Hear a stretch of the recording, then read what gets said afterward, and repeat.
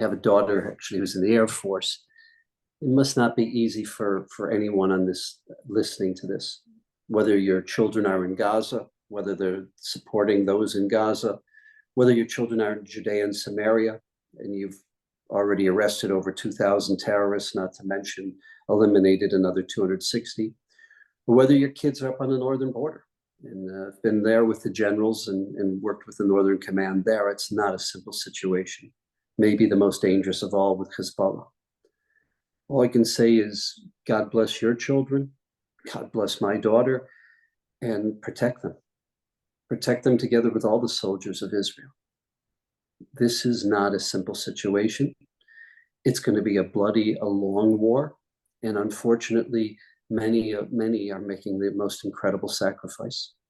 My daughter's roommate, Rosie Lubin, just this most dynamic, incredible kid, larger than life from Dunwoody, Georgia, a suburb of Atlanta, who was one of the heroes on October 7th during the atrocities when the story that's not told, 7 of these communities were overrun, were destroyed, the abominations and atrocities that were perpetrated. But there were 22 other communities that were attacked and were able to defend themselves and prevent the terrorists from getting into those communities. One of those was Kibbutz Saad. And Rosie got her gun, her jacket. She was off that day for the Shabbat of Simchas Torah. And her, together with 5 or 6 other guys, had a 4 or 5 hour gun battle. And while in the middle of that gun battle, she is working that huge heavy gate. And you've got kids coming from the Nova Festival. You've got people who lived on Kfar Aza, which was the village of Aza, was just destroyed, was devastated. But some of the survivors of there, about a kilometer away, came into Saad for refuge. And she's opening and closing the gate, a real hero in the middle of while she's in a gun battle with Hamas. And then 4 weeks later, she paid the ultimate sacrifice for Israel, for our people. So it's not easy. It's not a time when any of us sleep real well. It's not a time when any of us, are sitting there with a smile on our face. And if we have that smile on our face, it's hiding up a lot of anxiety beneath it. And all I can say is, again, please God, you should look after your children, my children.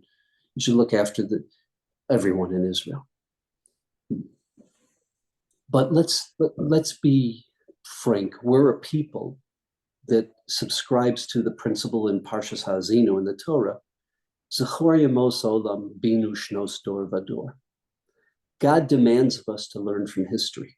And we're a people of history. We're a people that goes back to Avram Avinu, a 4,000-year-old people. And we learn from trends in history. We learn from human nature to prepare ourselves. Unfortunately, the world doesn't always do that. So they look at this as a squabble. They work with simplistic categories of oppressors and oppressed. Let's not kid ourselves. This war is going to shape the 21st century. Because for 40 years, the mullahs, the imams, the supreme ayatollahs in Iran, just like Hitler did with having an SS, the Wehrmacht was the German army. He had his own personal army that took their own personal oath of loyalty to the Fuhrer himself. They've created the IRGC, the Iranian Republican Guard Corps. And that IRGC has spent 30 years creating these 6 proxies, the Houthis, the Shia militia in Syria and Western Iraq, Hamas and PIJ in the Gaza, Hamas, PIJ in Judea and Samaria, and the worst of all, and that is the Hezbollah, existentially the greatest threat of all to Israel. And that tiny little Israel, that precious little people, that nation that barely is a speck on the map, that tiny little Jewish nation in the sea of 21 Muslim nations, 21 Arab nations, what is it? It stands in Iran's way of a hegemonic Shia caliphate. This is not about Al-Quds, fight for the Temple Mount. This is not about the Yahuds, their negative term that they apply to the Jews. This is everything about them controlling all of Islam. Look, the prize is Mecca and Medina, the Islamic holy sites. The prize are the Saudi Arabian oil fields. The prize is the natural gas fields in Abu Dhabi and Dubai. But the real goal of Iran, to create this hegemonic Shia caliphate. The goal is world domination, as they say, the great Satan. The great Satan is not just America. America is the poster child. It's Western civilization. The great Satan is Christian Europe and Western civilization. And what stands in their way?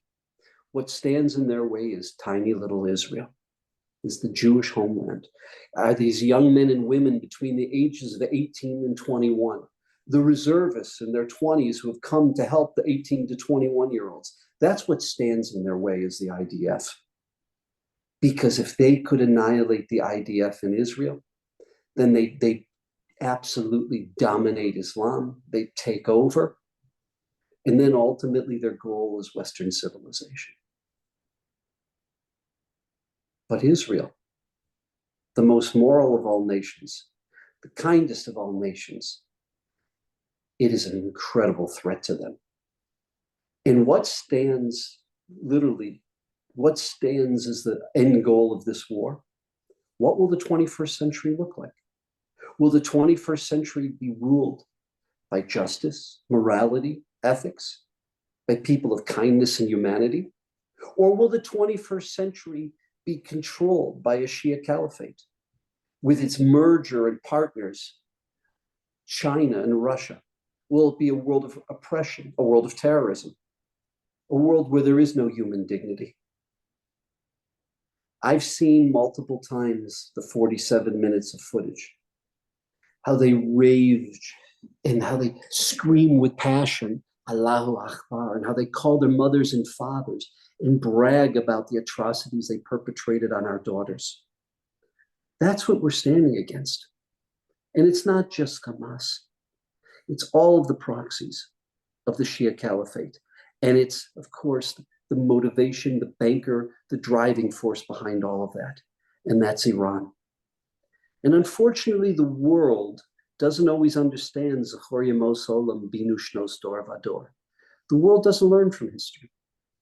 The world tends to look at things in superficial categories, whether it's the journalistic community, whether it's the social media community, or whether it's the academia.